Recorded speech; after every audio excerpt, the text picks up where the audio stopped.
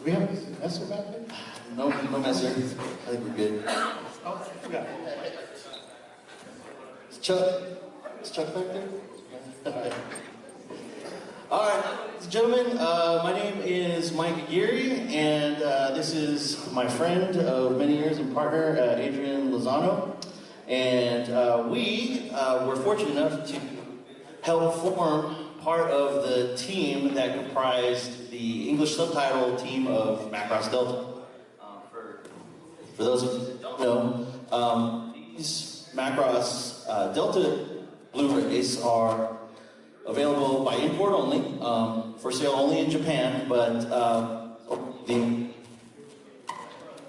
Hold on. I'm going to rephrase that. These are exported from Japan. They're exports, not retail exports, but you know the story. Right. But this is only the second, correct me if I'm wrong, the second Japan-only release to feature, from Macross to feature English subtitles. First one would be the Shooting Star box set. Not correct. So, I'm going to start off first by saying, so I want to thank the companies that came before us, like US Renditions, who made my life in junior high going into high school so great, especially with the Big West Opus Macross 2 Lovers Again, because I'm a big fan of the dub and the sub, and all their work they did subbing. One, I was a consumer, and I'm still a collector, but I really appreciate the work they did, and a lot of the stuff that they came up with, we tried to bring over if it was actually portable. We could, if there was a reference, we looked into it. But I'll get more into that later. But, so we're going to basically tell the story of who we are and how this happened. And that's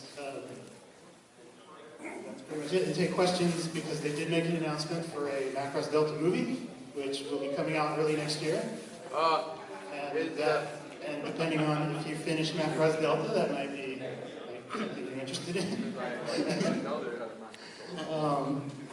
So again, I want to thank every people that came before us, that whether it was Streamline Pictures, US Renditions, CPM, and any company that has ever gone and did localization and standardized localization throughout the years, we owe a debt of gratitude to those companies. Because as consumers, we appreciate the work. We didn't really scrutinize it. I mean, US Renditions did, call it the psychic wave, the sidekick wave in the translation. So a lot of stuff goes down in history for anime.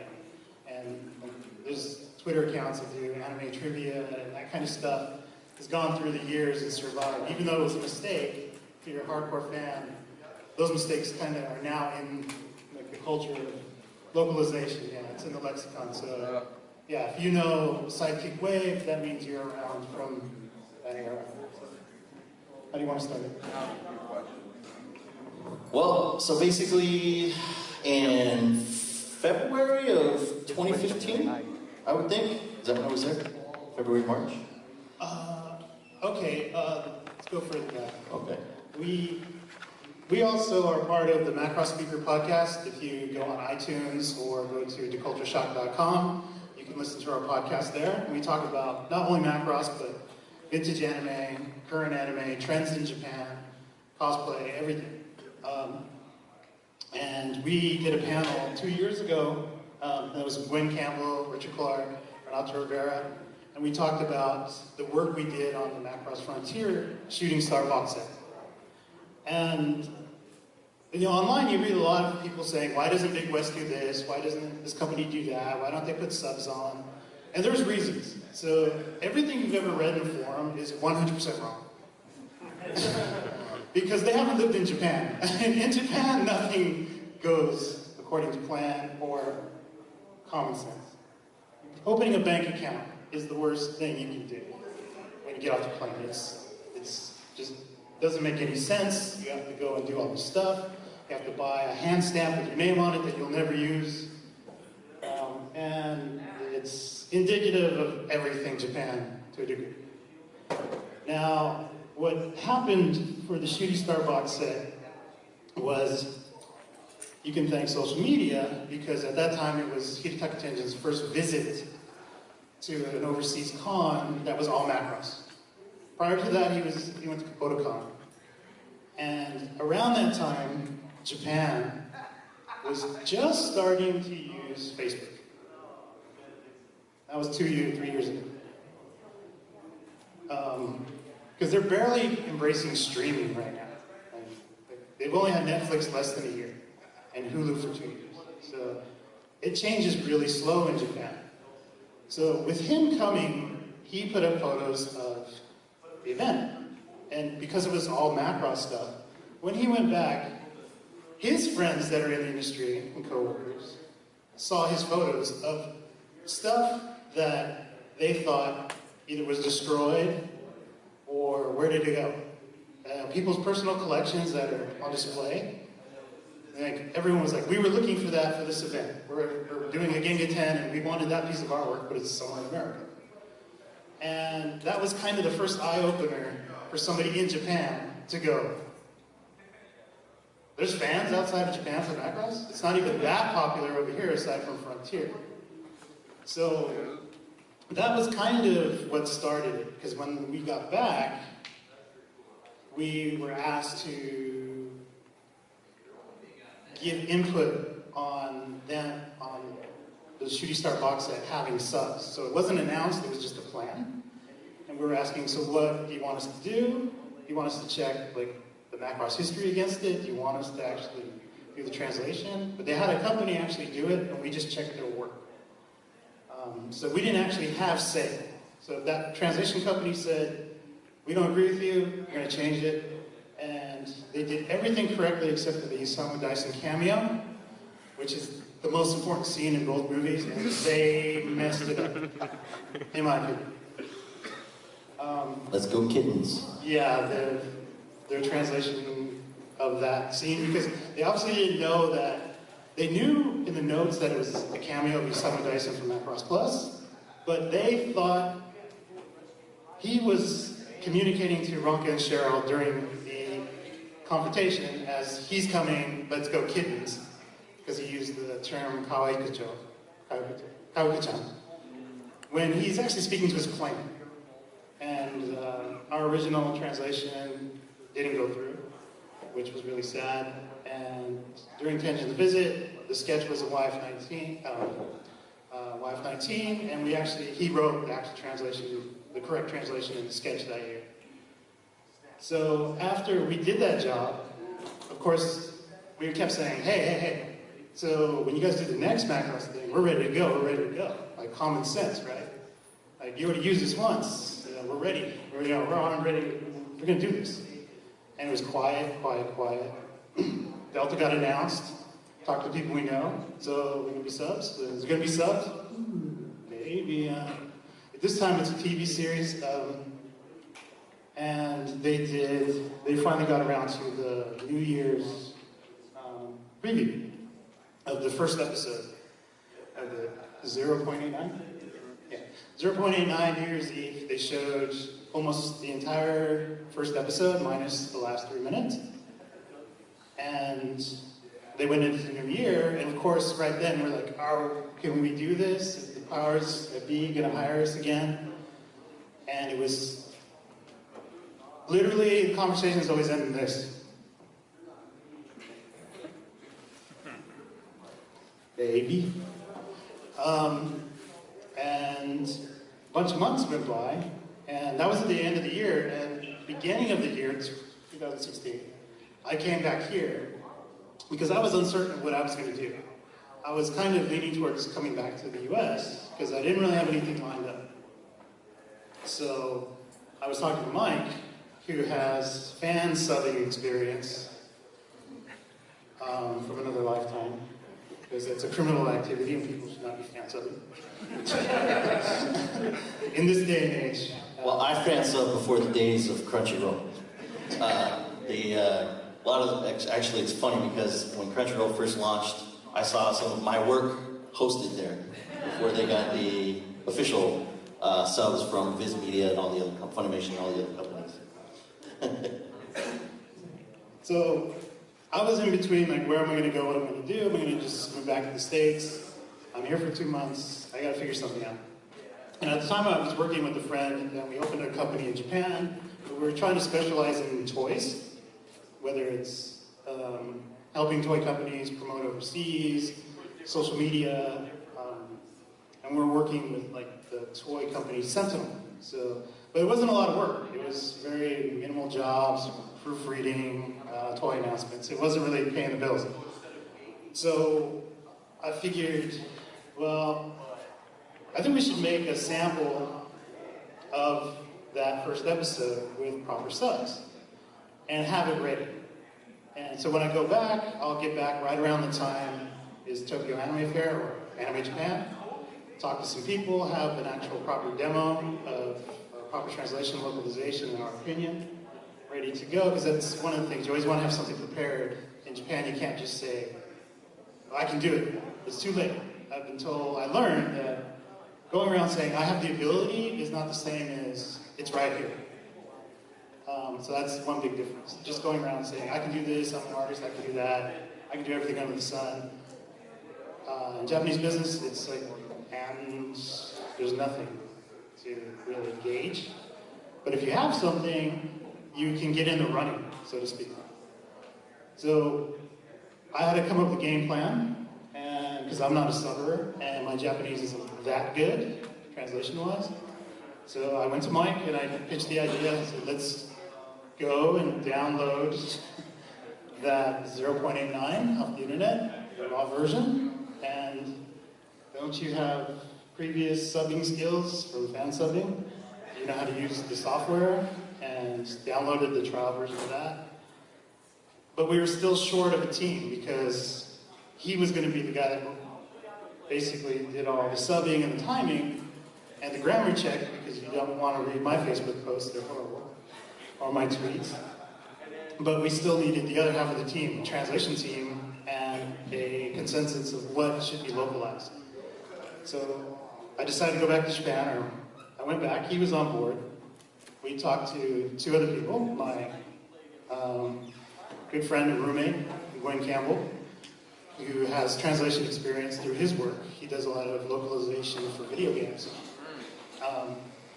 And he was on board with the idea of creating this thing. But we had to approach it in a professional manner, and that was work with my founding partner of Creative Sphere to present it as a professional job through a company with a bank account, with business cards, and a corporate address. Because that's the other thing. Japanese companies won't just take fan work. Because if they take your work, and they don't have a budget to pay you, then they don't really own it. Or if they pay it, you don't own it anymore. And it's not for you to say, that's my work. It's like, if you gave it up for free or pay, it's really, it doesn't look good for you to go around and say, oh, that's my work, those are my subs, those are mine, those are mine, those are mine. I did that. Then there's a disconnect, and they won't work together. So, I got back just in time for the big conference, and we got a team together, and we got the sample video, started working on it here and there, because what we were good, the plan was to wait for the April 3rd premiere of the show. And after the premiere, the next day we would meet with some people from the company and then pitch the idea. So, that's it so far. Okay, so, they showed the first episode, and after the first commercial, right away, the first commercial is the Blu-ray DVD announcement. And it's like, okay, we got this. You know, they're already announcing a Blu-ray DVD, they're already putting a date out. That gives us enough time to talk to the people who's in charge, to convince them they need subs. And by Monday morning, because I think this is, what is it, Sunday night? Yeah, Sunday night. Monday morning, Tokyo time, around noon. Details go up on Amazon. English subs included. And for me, that was just too late. They already picked a team. They've already got somebody in line to do a full translation. And I basically just threw everything up. I said, well, I'm going home. I got nothing to look forward to. I'm not going to have anything to work on. Start to pack up. I'm done. Called him. I said, forget it. Drop it. We're not doing this anymore. We wasted a bunch of time. I'm sorry I pulled you into this stupid idea. Told Glenn Campbell the same thing. Told my business partner, like, nope. I'm not going to take this up to people. It's too late when we'll look really, really stupid. Put the brakes on. Because, as he explained to you how everything works different in Japan, and he's told me time and again, Japan works different. Japan doesn't work this way. It doesn't work the way that you think. And so, when that announcement came out, I said, dude, don't give up hope. Because you know as well as I do that Japan always announces stuff, but it's like a destination. They don't know how they're going to get there. They just know that these DVDs are going to have English subs. I told him, I go, dude, I bet you they haven't picked a company yet. I bet you they haven't. And he was in a funk. He was like, I'm coming home, this is it, this was mine. We shot our shot, that was it. So, no. Dude, don't give up hope, man. Come on. I'm done, dude. I'm done. And I had to tell him, I was like, dude, take heart. Why don't you call our contacts? I said, and we had done the work. We had done the initial project of 0.89. So the work was done. And I said, dude, don't let our work go to waste. At least show it to him. And he's like, no, I'm not going to do it. I'm not going to do it. And I said, please. I said, come on, dude. You just have to try. Just try. The worst they could say is no. So, fortunately, he listened to me. And I convinced him. So, he called a meeting with our contacts. No. Okay, I have a meeting. You had a meeting already, right? No, Right. the next day I had a meeting I was going to go to, which I was originally going to pitch the idea to, and I scrapped it. I said I'm going to talk about other stuff. And in the conversation, I did mention the fact that, hey, did you see that they said it's kind of English subs? And that person was like, really? Looks on his phone, he's like, oh yeah, I guess so. And like, there was other information on that post, like the titles of the episodes that actually wasn't supposed to have been released at the time. So he's like, they shouldn't even have put that. Like, they should have put subs, they shouldn't have put the titles, none of that's supposed to be known. And so we're just joking, talking about, oh, this mistake, that mistake. And I said, yeah, I kind of made a sample with everybody. And we were gonna bring it to you and say, here, take a look at it. But yeah, it's too late, I get it. And it was like, so you have a working sample? I said, yeah. But in theory, I was going to do this. He's like, would you submit it under a company? I'm like, oh, that was the plan. He's like, give me a second. Makes a phone call. Gets off the phone. He's like, okay, I need a full sample of the episode by 5 o'clock tomorrow. Has to have a written pitch letter in full Japanese, proper Japanese, business Japanese, if I'm going to put my name on the line for you to actually present this to Bandai Visual. Or Bamco. So, no, Big West does not work with Bandai Namco anymore. At this time. Not that they have a bad relationship, but the Blue Shooting Star box set was through Bandai Namco. But Bandai Visual owns all the other shows outside of the Shooting Star box set. See, that's the other thing about Japan. Sister companies don't mean same company. Just because they say Bandai, Bandai Visual, Bandai Namco, they are not connected in any way outside of the name. Like, they may have the same licenses, but the contracts don't exactly port over, because after the Shooting Star box set, Bandai Visual released separate volumes of the Frontier movies without subs, because Bandai Visual didn't pay for those subs, and neither did Bandai Namco. Those subs are actually owned by Big West. So yeah, you would think everything, one hand's going to watch the other, right? In business? Nah, doesn't work that way. So we had an audition, so to speak. And at that point, the meeting was done. We had another hour, because I'm like, I've got less than 23 hours to get this done. Because what Mike said is not entirely true. We were not finished with that sample. It was just pretty much, the text was ready, we still had to input and do the timing, and double check stuff, and we didn't even have songs done yet. there was no subtitles for songs. So I left the meeting, I ran out, I called everybody, it's on. I called him, must have been like 3 in the morning. And I told him, it's back on. I told you so. And we worked throughout the night because we had to start set up like file sharing and send this version, that version, and this version, and take some stuff out of the coding and decide on, well, we don't have enough time to do the songs, we'll leave out the songs because like Gwen Campbell is like the Maya Sakamoto master of music and anime. And he was basically saying they probably won't do the subs for the songs because of music rights.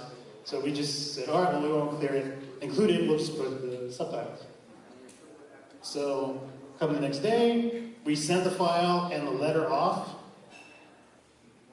about 4:45. So we just got it in on time. And again, the players were Gwen Campbell, Peter Kim, and basically Peter Kim, he's from South Korea, speaks like impeccable Japanese. His writing ability of Japanese is like up there, high level. Deadlines, here's this thing, there's this, so we need it by this time. So that was the meeting, just here's everything you need, is that enough? So we didn't have to do anything outside of send the pitch, the video, and we already had the job. But we had the job in terms of checking somebody else's work again. And that kind of went into the conversation of previous Macross translations done by Bamba Visual. And we got to have that conversation of who put bromance in the Macross Plus Blu-rays translation. And you go on Macross World forums or blog posts, and everyone has this theory of when this sub was done. Was it by manga entertainment? Is it borrowed from the old whoever released it before? And the guy at Banda Visual was just like, no, it's basically been in the archives. We've had it for however long. So it could have been an existing translation, but we couldn't carbon stamp it because who said bromance in the 90s? And they couldn't give a straight answer, but we were like, who did it? And they're like, at that point he's like, well, we don't really know, it's just there, we used it. Where Shooty Star, they knew exactly who did it, the company that did it. So we said, do we get final say? And he's like, well, yeah, you're basically your guidance. So we're like, okay, great. And at that point, we're trying to figure out the characters, and they were starting to release character details every week on the official Macross website, so we get to learn a little bit about the characters, because we didn't get those details. We didn't get setting documents. We just got a schedule of release time, running time, when it's going to be due, and they might as well not even give us a schedule, because they did not go by it at all.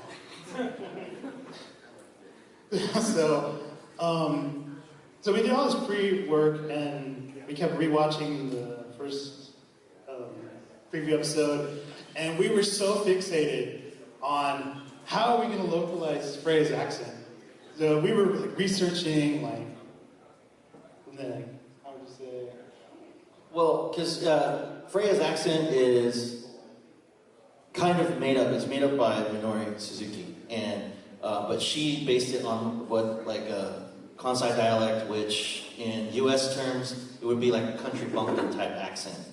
So we're trying to think of ways okay, how do we convey that Freya is speaking funny, but a lot of words, Minori Suzuki in an interview actually said, I just made stuff up. Moina is totally made up, she just made it up on the spot. And there's these things where, okay, howdy, you betcha, and we're writing words like y'all, and this and that. If you read one of our rough drafts, you'd think, this girl's from the South. We would get in arguments over this. Y'all, no, she wouldn't speak like that. And we only had the one episode to go off of. And we didn't have any real internal contacts to ask at that point. Because we were just prepping. The job hadn't started, but we knew we had to prep. And we were trying to look into anything we could kind of have a hint at where we were going, story-wise. We were like, okay, let's be ready for this and that. But yeah, it was mostly prepping to get this proper, detailed localizations, subs. It's going to tell you everything under the sun about these characters because we're the guys that do this job. And then after we got started, we're like, forget that. That's not going to work. And we totally dropped really putting any emphasis on, like, if she had an accent. The only thing that we settled on was Hoina translates to you betcha. That's it. Yeah. And then, as it got closer, we finally got the script in, and we started working on it, and Peter Kim would do the base translation, and then we would go to Gwyn Campbell. And Gwyn Campbell, his job was kind of the hardest, because he's smoothing out the direct translation, which is too long, because it reads like a book, because we don't have the actual footage to go along with it. So they're just putting in everything you need to translate it, to make it sound right. And then also, he's dealing with, like terminology within the Macross universe. And he wants to make sure that with the spellings we use, if it was used in Manga Entertainment's version of Plus, we're going to use that spelling. So we decided that we're not going to change spelling, even if certain things had changed over the time, like, well, it would be properly this way, this would be a better way to do it, in our opinion. We wanted everything to fit together, even if it was done by another company 15 years prior, 20 years before. And I'm talking, we even looked at Clash of the Bionoids, like, because we were like, they're going to mention Do You Remember Love? So we got to, like, that's the only official dub that would have a script. So if there's something in there we can use, we're going to use it. And so we made that commitment, we pretty much stuck to it. And then we started working on it, and then they dropped the songs on us, because they said, oh yeah, it's going to have subs for the songs.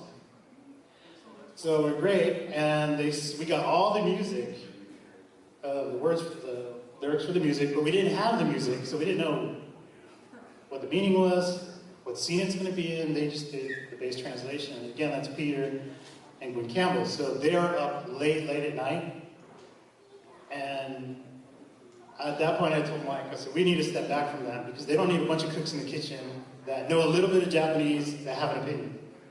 So I said, if they ask for our help, we'll be there. If it's a terminology thing, we go and we research it. So if they actually need proof, we'll supply it. And then when we sent our first pass, it came back from the localization company. Literally, like, for example, stuff like crossed out, note, protoculture does not need a capital P. F in fire and B in bomber do not need to be capitalized. That's the kind of notes we were getting back. And we were just guiding. Like, we were just thinking, like, we're getting paid to, like, hey, it should go in this direction. But they were pushing back. They didn't know Macross, and they don't really know anime. And so they had a bunch of changes over our work. And the only thing we could do is go pull out all the Macross Chronicles. And anything we had to fight for, we sent back image caps, screen grabs, scanned materials, because they're talking about the dimensional weaponry. And in Frontier, they called it the Dimension Eater. So we had decided that people from Delta would call it the Dimension Eater, and Windermereans would call it, Dimensional Warhead. And they came back and said, why are you calling it Dimension Eater? We don't know what this is, so we're not going to use it. So we had to send stuff from the Chronicles of, like, that's what it's called, it's in this episode, grace this, blah, blah, blah.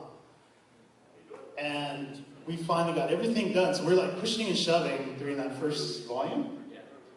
And in the first volume, we didn't actually get credit, because we're just an advising team, but we were getting paid for our work. That's this volume. So in the first DVD in this volume, there's the first three volumes. So in the first DVD in this one, if you look at the pamphlet in the back, we have credit on all the other pamphlets, all the other booklets, except for this one. And it was the first one that came out. And we wanted to announce to our friends that know what we're doing. We wanted to announce to them that we were working on this. And so we're like, okay, when this DVD comes out, and they're releasing them one every 3 months? Every 2 months. Yeah, one every other month. So when this comes out in July of last year, we're like, okay, we can finally announce it. We get our our own copy, our personal copy. We open, we look at the book. Where's my name? Where are we?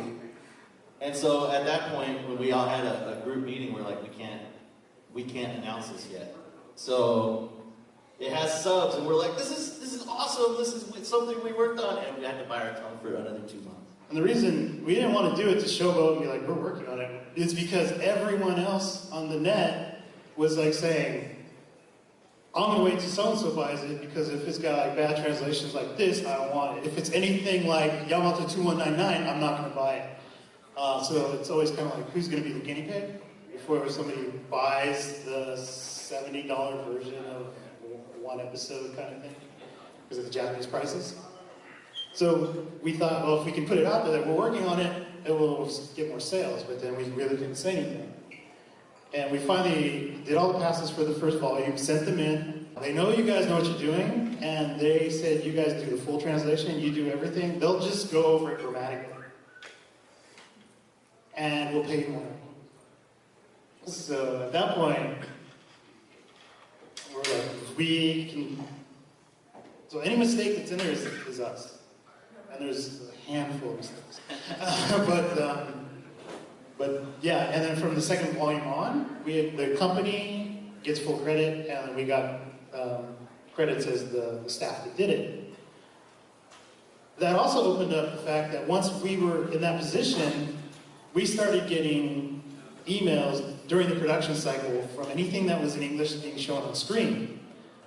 They would flag us. Like, we're going to have this episode of Messer doing a flight report in English, and it's going to be on the screen for like 1.1 second. And they would send us those details, and we'd have to actually do the translation. And it's like a lot of flight lingo, thruster this, thruster that, cockpit that. And then finally, the big one came in, and it was for this character here, because people that were watching the show via fan sub were reading the subs and it'd be like Q-Rule, K-Y-U-R-U-L-E, Q, like bunch of, no one knew how to spell this little guy's name. In Japanese, it's Kyururu. Well, how do you spell that, right? At that point, it was a meeting of, okay, we got a list of stuff we got to send back to Visual, and they're going to check it off. It's okay, because they wanted to set a bunch of terminology and stuff. And he was on the list. We had a sheet of all this terminology we were going to use throughout the series that had to get approved by Bandai Visual, and Kawamori had final say as well. Kawamori, so when this little guy came up, we had to decide how to Romanize his name. Because any of you know, if that was Japanese, it's the character Q, K-Y-U, Q, Uru, R-U. If you were to use the typical Western romanization techniques. And it could be R's or L's, right? So we were like, okay, well, Q-Ruru, as if you were going to read it, because we had to decide how are people going to read it, and what gives them ease of use when reading his name on the screen. So we're like, okay, Q-Ruru just doesn't read well, so let's change the R's to L. So we're like, okay, Q-Lulu. That sounds good. So we were like, okay, K-Y-U-L-U-L-U. I said, hey guys, if it's Q, why don't we just write the letter Q dash Lulu? Easy to read, easy to say, no questions on pronunciation. So I proposed that. I said, okay, Q-Lulu, letter Q dash L-U-L-U. Run it by the team. Everybody's like, hey, that's great. It's a cool, nifty little thing. Not like they'd use it. We'll submit it. Right. So he's like, well, maybe it'll pass off, maybe not. So we submit it, and our partner Peter sent it off, and then we get approval back because of that list of terminology. Some things we had to change, some things were like, this is okay, this is okay. So we get to Cululu, and this is my little moment, my suggestion. The notes come back, says, spelling of Cululu. Calamari says, okay. And for me, that's like, I was just blessed by the Pope of Macross.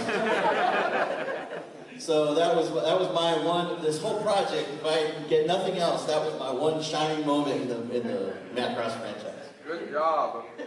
And good, because then we didn't have to pay him after that. Because he said that he didn't need anything, so right. We actually did not pay him. No, everyone got paid. I'm glad that you got it because... So there was that, we got a bunch of, that was pretty frequent. And everything went pretty smooth, because by the second volume, we really got a rhythm. Volume 1, there was a little bit of bickering between the members, because we were like, no, Mirage wouldn't say this character wouldn't say that, like, I don't like this. And we all kind of had to choose our battles as it went on, because I had one thing that I said at the beginning. Because anyone that's worked with me, they say I'm a pain in the ass. And It's true. But my main thing was, because I was pretty much the project manager on it, because I was the only one that didn't have a full-time job at the time. So I had to wrangle everybody because they had real jobs in between this. So I had to make sure files were delivered, everyone did their checks on time, my check went in, when it came back, I had to look at it, I had to send it to everyone else, he's in a different time zone. And I'm like, okay, I had made this #1 rule in the beginning. I said, we're not going to use this term, I don't care. And I'm checking everything with magnifying glass, here it comes, I'm like, da-da-da-da-da-da, my bad. So last thing, we are not using the term my bad. Because we don't want to make this localization sound dated if people stop saying that. And I had thought people stopped saying that, but apparently not. And 2 people on the team agreed. One person was kind of like, no, it stays. That's the actual translation. I'm like, show me where in Japanese history they've used anything that's like, my bad. Nobody in Japan does that. So that got taken out. And everything pretty much went smoothly. And if you guys watched the show, because we were watching the show live, and then we were doing our weekly podcast on it. And we would get the scripts early, but the only person that actually was reading the scripts before us was Peter, and we would actually get to watch the actual broadcast of the show. So he knew Messer died before we did. And Spoiler alert. Yeah. Well, I don't need to worry. And then, of course, depending on how you feel about the show, it kind of goes into a really long valley storytelling-wise. And, we're chugging through that, trying to be as optimistic as possible, because we love the show for what it is, but we know that there's elements of the show that, even as a fan, we're like, oh man, why are they going in this direction? We know it's a slog after episode 13. The first 13 episodes are great. But as fans, we know that after that, it's just kind of like, oh, wow. There was a slog. Okay. But we powered through because we love the show, we love the franchise. Yeah. And we were like, well, nothing's going to stop us. We're going to be able to breeze through this real easy. We've been on time for every delivery. Everything's great, no problem. Then there's the episode Eternal Valkyrie. And that's the burger episode where he just meanders about the timeline. He basically gives the entire history of Macross in 22 minutes. Yeah. Well, that was pretty cool. No, it's not cool. No. It's not when you have to actually explain all that in a very, very small window of time that the subs were actually on screen. And that was the first and only volume we were like really late. Like had to explain ourselves. Like we were trying to polish this up, and it's just not working. We don't have the time on the screen. Yeah. A little side note. Our timing. We're going off the Japanese subtitles closed captioning. We could not change that. And so as you know, when you try to Romanize or change stuff to English, they've got all these kanji characters that make giving you a lot of information all at once really easy. Well, when you try to translate that into English, it's like 3 or 4 lines of text. that is only on screen for about a second or less. Yeah. So that episode was hell. Yeah. Especially when there's the yak the culture part, because they mentioned they actually say yak the culture. We had to figure out a way to include it because we want the viewer to know that yak the culture is a thing, and the viewer should memorize it and use it as a joke when you go to anime cons or whatever. So we were able to fit it all in, but that really raked us over the coals. It was, I mean, the music raked Gwen and Peter over the coals, because if you want to really give them a bad day or ruin everything for them, just ask them, so how did you translate Genetic Beginner? They hate that song, because it doesn't make any sense. You know? And we ran into a lot of that, because the fan subs were out, and you know, everyone knew, you know, Delta as a Delta Squad or something. And we originally, like Delta Showtime, like we were gonna translate it as, you know, squad, like SMS Platoon or Delta Platoon. And we submitted it, it got rejected. And we were like, but you called SMS Platoon. We sent like images like, here's the Cosplay t-shirt, SMS Platoon, why flight? Well, Kawamura wants to do something different. And that was like the only thing we kind of got flack on the internet, like what? Because it was actually, the translation of the kanji was you either use platoon, regiment, whatever. So there was a couple tweets where like, duh, didn't you guys know, can't you read the kanji? But it was like, Kawamori's like, I don't want to use that, this is what I want it to mean. The opening song, you know, the literal translation of the opening song is like, something inside you. Oh. I'll let you take that one. The actual translation of the lyric sounds very sexual, and it's Ichidake no Koi Nara, if I love only once, and there's at the end, it's in Japanese, it's let's play together inside you, and we're like, that's not gonna play right. So Wynn actually came up with the bright idea. We'll play as one. No, that's not. Oh, that's right. What happened was, we submitted it as is. Like, we're like, okay, this is it. And we tried to come up with a logic behind it, and we went back to plus. We're like, well, Sharon Apple has a very sexualized song, so it's probably they're going with that, because we didn't know where that actual song fits in outside the opening. So we just said, I guess that's what they want. Came back with a note from Kawamori, it's like, that's the translation, that's what it means, but that's not what I'm saying. And then it's like, well, what are you saying? Well, I'm kind of saying this. It's like, well, that's not what it says. And so you have to work with that. You have to, and that's like sitting in a room with pad of paper and just putting all these terms, getting feedback from the team, and then it's basically one of us came up with something, and then another person added, and you take away. It's like working with clay. It's like somebody says something, somebody takes a little bit away from it, they put it back, they try it again. And then we came up with what we came up with. It was play as one inside your soul. Yeah. And we sent it off, came back, proved it. So we didn't have a direct working relationship with Kawamori, but he checked our work. Like everything, he checks everything apparently. And we ended up having a really good, like in the end, everything came out really good. Let's see, was there anything else about this thing? Yeah, so we completed the project, sent it off. It was really sad because we didn't get to do, we actually had offered, like, can we do the extra materials, like the interviews and everything? And they were kind of like, yeah, that would be good, but they literally get that stuff right before pressing. So there's no window, because we came in after it was announced and they at least decided to having those subs. So there was no way to schedule that in. So, you know, like there's a lot of people that are like, oh, I wish there was subs, I wish that had that. So we finished up that job and we've tried to look for a little bit more work. We've done some, of course, some of the people went on to do Tenjin's latest book, Third Sortie, where it's bilingual, English and Japanese. Ralph Rivera translated the Miyataki interview. It's not in the book, but it's actually online on the book's official website. So if you go look for the Tenjin's Third Sortie, Macross blah, blah, blah. The translation for the interview that's in the book is on the actual official website for the book. And then things kind of went idle.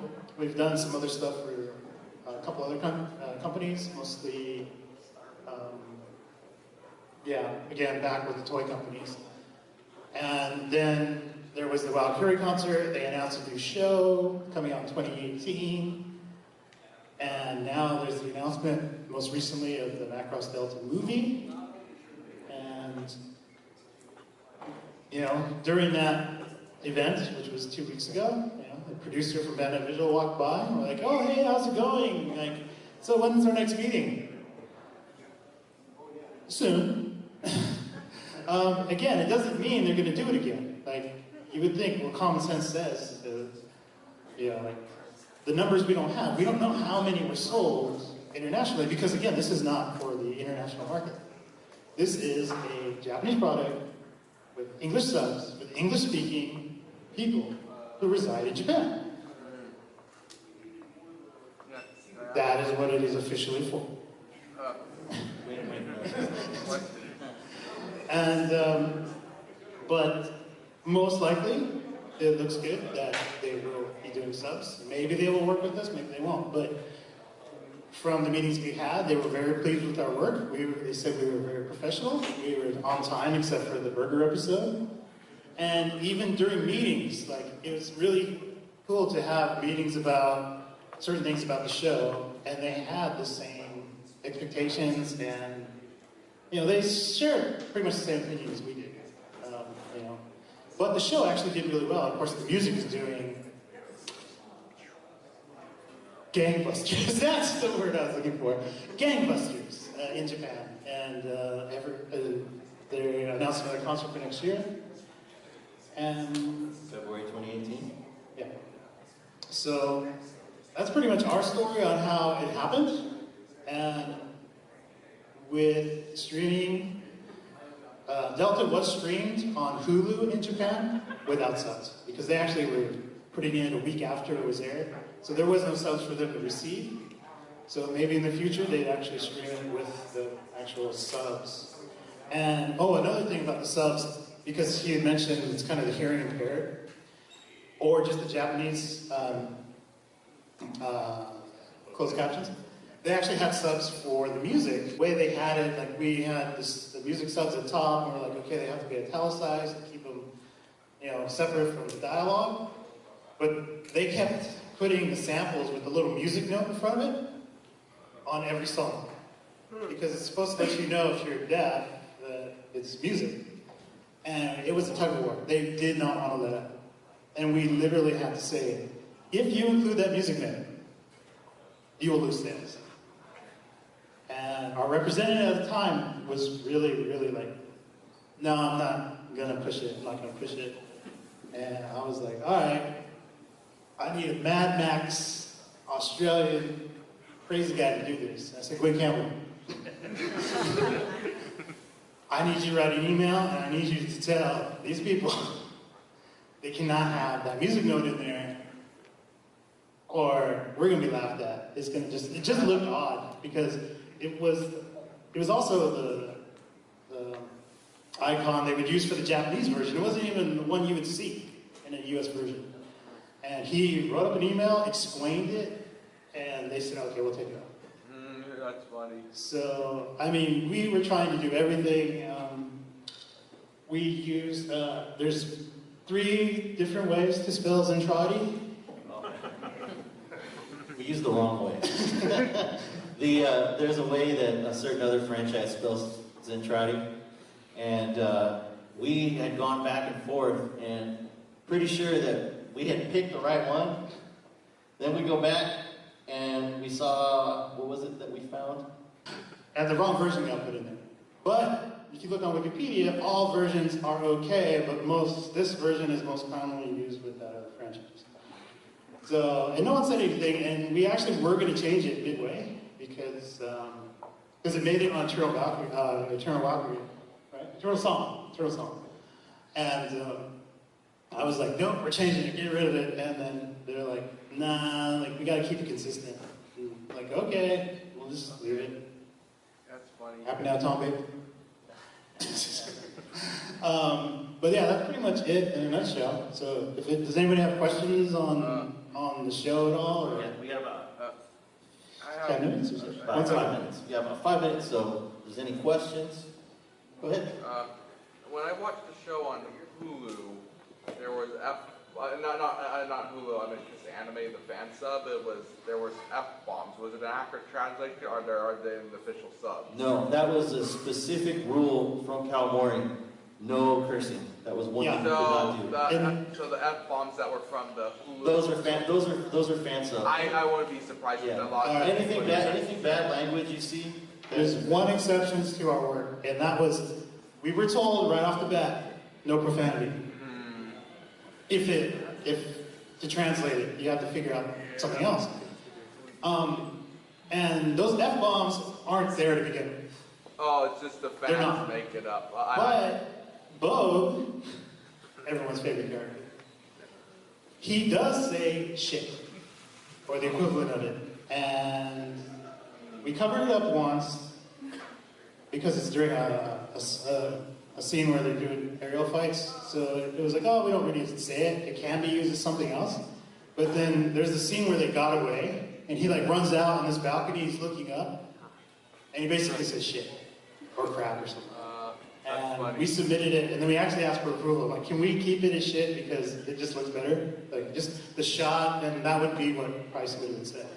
So we actually got the okay, it depended on the situation. That made more sense because... Anything you read on GG or stuff, or I've seen like screen caps that they would like write like a paragraph of like some text. Making pumpkin pie or something. Speaking of GG, this is pretty funny. Oh, yeah, his history. This is pretty funny. So, when I first found out that there was a new Delta show, and I came out, the last series that I fan-subbed was Bleach. And so I was like, hey, I'd like to come out of retirement.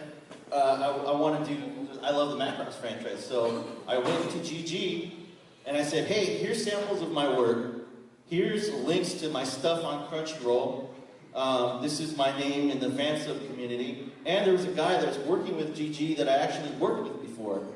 This is all on IRC, Internet Relay Chat. So I gave him the handle. I was like, hey, I've worked with so-and-so before. They know me. He said, I contacted him. He said he put in a good word. They wrote me back. They're like, oh, yeah, sure. We'd like to have you on the project. Here's the editor test. I'm like, an editor test? I'm an editor. I'm like, I've done this stuff before. And then, so shortly after that, so I got this test. I'm like, man, it's not worth it. Like, they wanted samples, timings, and all this stuff. I was like, it's totally not worth it. Then he calls me to go on the project. So I was like, hey, guys, see ya. Take your fan subs and scram.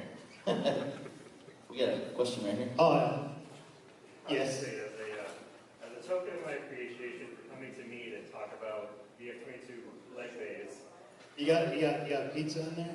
Because we got a good pizza in Japan. I just have it for you.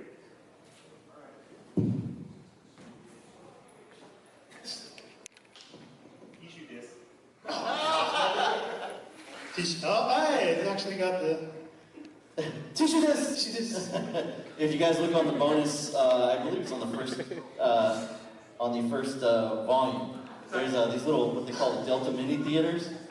And the twins, Theo and Zhao, are, they're looking at Bo, and Bo was looking at pictures of Walkure, and he's starting to sweat, and he's starting to do the typical anime nosebleed. And so he's just like, no guys, I'm okay, and tissue this, and every time he bleeds, every time his nose bleeds, they're like, tissue this. So, thank you, Veef, and your colleague. Yeah. Too bad we didn't get to actually put subs to that. Yeah, that's funny. That would have been awesome. Any other questions about the future of the franchise, or what other volumes may possibly have subs? Yes, sir? Are you going to be working on the next series that the Cromwell is going to come out with? Oh, the 2018 series? Correct. That would depend on Bandai Visual. But we have a really good working relationship with the current producer that's working on Delta. It's not, and again, a lot of companies, they switch people around within the company. So by that time, he maybe switched to a different, different IP, different department, but he stays within the company. So he'll probably be there to put in a good word. So we don't know. We don't know what that's going to be, but at least now we actually have the professional standing to call a meeting and say, you know, we'd like to propose subs. You know, it's like at least we can actually kind of plant the seed. Whether they do it, maybe they will, maybe they won't. Well, I was really happy to find the Blu-rays that were, translated and, we had that done. I mean, we did this because we love the franchise and we're friends with a lot of the people here, and we basically did it for everybody. You know. You did a And good job. thank you for everybody on behalf of our team. Anybody that's purchased these or continues to purchase these, whether you bought a box set or just one, anything you do helps support us, it helps support the franchise, and we put a lot of hard work into it. So when people buy stuff and not pirate it, it really helps. Yeah. So thank you very much. Yeah.